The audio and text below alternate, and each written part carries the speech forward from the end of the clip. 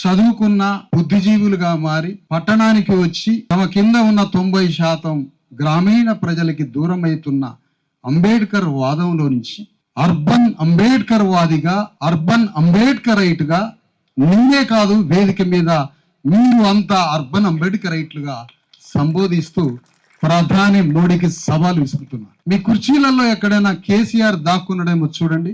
ఈ వేదిక కుర్చీల మధ్య కోదండరామరెడ్డి ఎక్కడైనా కూర్చున్నాడేమో చూడండి. ఇంకా చెప్పాలంటే, ఇంకా స్పష్టంగా మాట్లాడాలంటే ఈ సభలో కేసీఆర్ లేడు, కోదండరామరెడ్డి లేడు. ఎందుకో తెలుసా?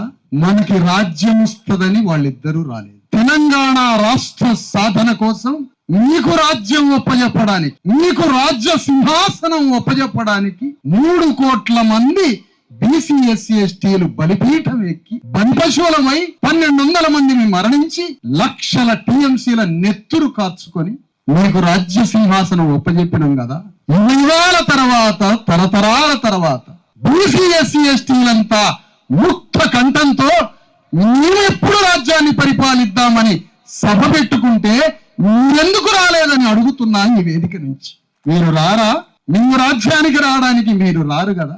మీరు రాజ్యానికి రావడం కోసం కడుపులో ఉన్న బిడ్డని, సంకలో ఉన్న బిడ్డని ఎత్తుకొని కోట్ల మంది తల్లులు రోడ్ల మీదకి వచ్చి తెలంగాణ ఉద్యమాన్ని నిర్వహించి మీకు రాజ్యాన్ని ఒప్పజెప్పారు. కానీ ఒంటి మీద చొక్కా లేని మా తాతలు, కడుపుల తిండి లేని మా తాతలు, రేగడి మట్టిలో సల్లబోసుకొని తిన్న మా తాతలు తమ బిడ్డల కోసం అర్ధరాత్రి నుంచి మెట్ట మధ్యాహ్నం 1 గంట దాకా తిండి లేకుండా, సొక్కా లేకుండా ఇన్ని గింజలు అడుక్కొని మా కోసం యుద్ధం చేసి భూస్వాముల కింద బెట్టి చాకిరి చేసి తెలంగాణలో ప్రతి బీసీ ఎస్సీ ఎస్టీ కుటుంబం నుంచి మన తాతలు భూస్వాముల కింద బానిసలు. ఆ బానిసల బిడ్డలం మనం.